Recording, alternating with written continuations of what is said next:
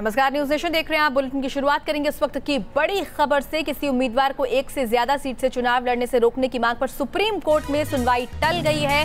अब सुनवाई जुलाई के पहले हफ्ते में होगी, लेकिन चुनाव आयोग ने याचिकाकर्ता की मांग का समर्थन किया है। चुनाव आयोग ने कहा है कि इसके लिए कानून में बदलाव होना चाहिए।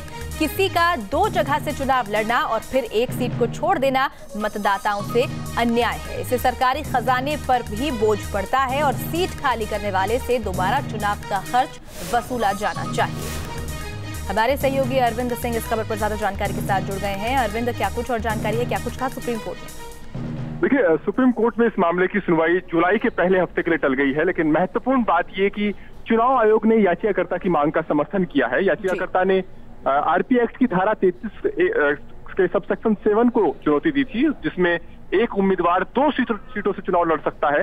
लेकिन इसको लेकर के चुनाव आयोग ने कहा है कि वो याचिकाकर्ता की मांग का समर्थन करते हैं।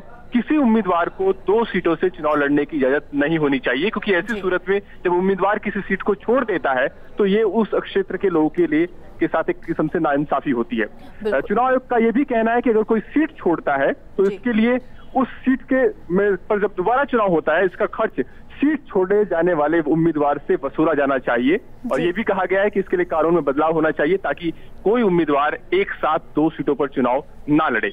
अभी केंद्र सरकार तमाम जानकारी के लिए। तो सुप्रीम कोर्ट में चुनाव आयोग की तरफ से जो याचिकाकर्ता की मांग है उसका समर्थन किया गया है और ये भी कहा है कि इससे सरकारी खजाना जो है वो खर्च होता है।